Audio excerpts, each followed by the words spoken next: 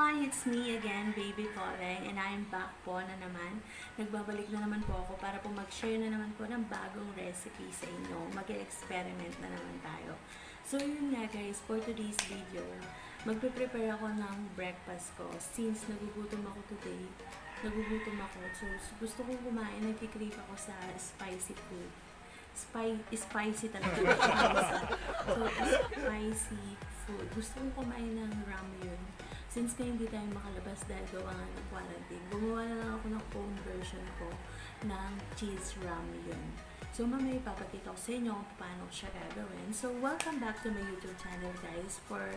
Kung bago ka pa lang dito sa channel ko, don't forget to hit the like and then subscribe.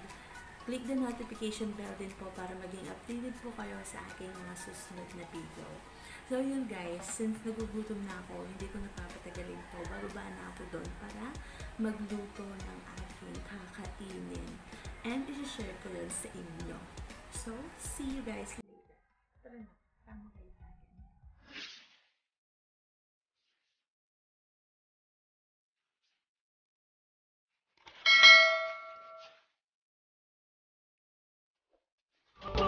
Hey guys, so yun na nga, nandito na ako sa may kusina. So yung una kong gagawin is prepare ko yung ating ingredients. Since wala akong makitang instant noodles na kasing kagaya talaga ng ginagamit ng mga Korean. Ito yung gagamitin ko. And then, meron akong cheese and egg. Yun lang ang easy ingredients for my breakfast. So, nagpakulo na ako ng tubig para uminit na siya, and then hihiwain ko na yung cheese na gagamitin ko. Guys, ito na yung mga ingredients ko. Meron akong ito, egg. Binake ko na. Tapos, meron akong ito, seasoning, tsaka cheese, tapos yung ating instant noodles. Hinihintay ko lang kumulo ito guys. Hindi ko alam guys, ang tagal-tagal niya. So, yun. Tagal niya. Siguro mga 3 minutes. 3 to 4 minutes siya bago kumulo. Mahina lang kasi ako. Takasan natin. Para kumulo siya. Nagigamit na naman ako ng kusina dito sa pinsan ko. So, yun. Sobrang spicy.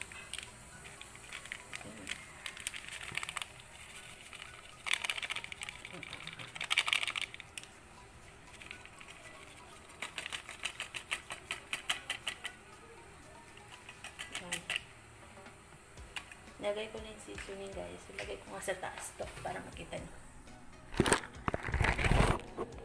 Yan, ilagay ko na.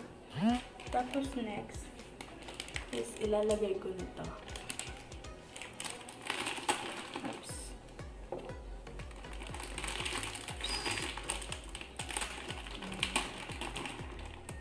Oops. Holy shit. Yan.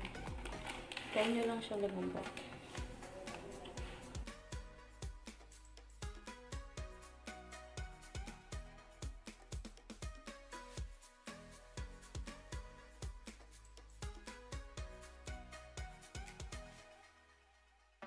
Kung malambot na yung noodles nyo, pwede nyo na ilagay itong egg. Gagawin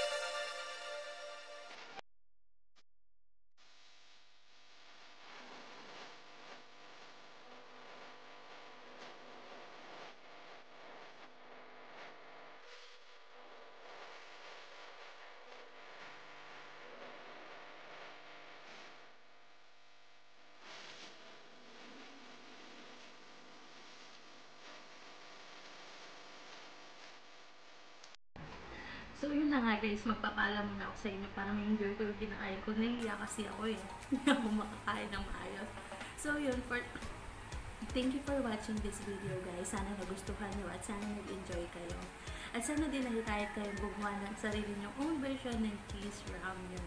So, yun na nga guys. Thank you ulit. And, yun na. Nagtatapos na ulit ang ating experiment.